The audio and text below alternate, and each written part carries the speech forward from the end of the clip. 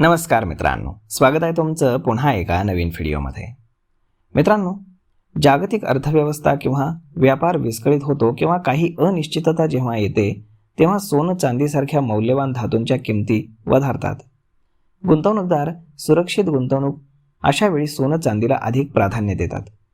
त्यामुळे मौल्यवान धातूंच्या किमती वधारतात. परंतु सध्या इराण अमेरिका युद्धादरम्यान सोनं चांदीच्या किमती उलटपक्षी कमी झाल्याचं दिसून येते. त्यामुळे जगाच्या आर्थिक समीकरणांना धक्का बसल्याचं चित्र आहे. मग आता सोन्याऐवजी गुंतवणूक नक्की जातीय कुठे, हेच आजच्या या व्हिडिओमध्ये आपण जाणून घेणार आहोत. परंतु जर तुम्ही चॅनलवरती नवीन असाल तर चॅनलला सबस्क्राईब करायला बिलकुल विसरू नका. मित्रांनो, युद्ध सुरू झाल्याच्या सुरुवातीच्या काही दिवसात आंतरराष्ट्रीय बाजारामध्ये सोन्याच्या किमतींनी थोडी झेप घेतली होती.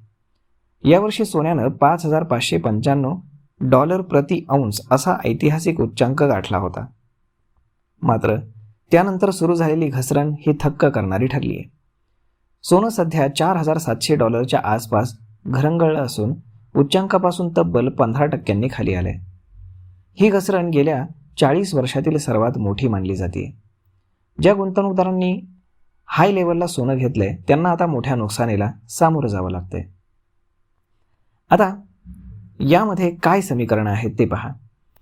याचं सर्वात महत्त्वाचं कारण म्हणजे पेट्रो डॉलर व्यवस्था.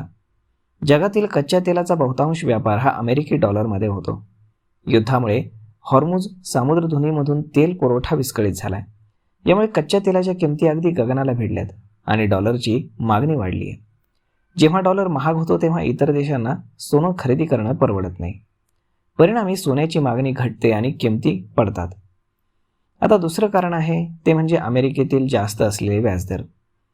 सोनं कोणताही परतावा देत नाही, ना व्याज देतं ना लाभांश. जेव्हा बँकांमध्ये आणि रोख्यांमध्ये चांगलं व्याज मिळत असतं तेव्हा गुंतवणूकदार सोन्याऐवजी त्या पर्यायांकडे वळतात. हेच यामागचं कारण आहे. आता 2025 डॉलर निर्देशांकामध्ये सुमारे 10% घसरण झाली होती. परंतु मार्च 2026 तो पुन्हा 2% जास्त वाढलाय. अनिश्चिततेच्या काळातही डॉलर जगातील सर्वात मजबूत चलन म्हणून टिकून आहे. याचाच अर्थ गुंतवणूकदार सध्या रोख रकमेमध्ये आणि डॉलरमध्ये पैसे ठेवणं अधिक सुरक्षित मानत आहेत. तरीही काही तज्ज्ञांचं असं म्हणणं आहे की सोन्याचं महत्त्व काही संपलेलं नाही. जोपर्यंत कच्च्या तेलाच्या किमती उंचीवर आहेत, महागाई कायम आहे आणि रोख उत्पन्न जास्त आहे, तोपर्यंत डॉलरचं पारडं हे जड राहील. परंतु दीर्घकालीन दृष्टिकोनातून पाहिलं तर आर्थिक मंदी, चलनाचं अवमूल्यन आणि जागतिक अस्थिरतेपासून संरक्षण देणारं सोनं हे अद्याप सर्वोत्तम साधन मानलं जात आहे. अल्पकाळासाठी सोनं हे दबावात राहील, मात्र दीर्घकाळामध्ये त्याची विश्वासार्हता अबाधित राहील असं काही जाणकारांचं मत आहे. जर तुम्ही सोन्यामध्ये गुंतवणूक केली असेल किंवा करण्याचा विचार करत असाल तर घाई करू नका.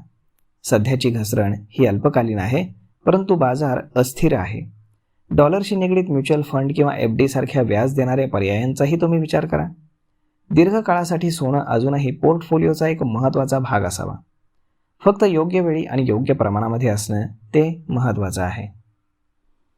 तर मग मित्रांनो, अशा पद्धतीनं जागतिक बाजारामध्ये अनिश्चितता असूनही सोन्याच्या किमती का घसरत आहेत यामागचं हे खरं कारण आहे.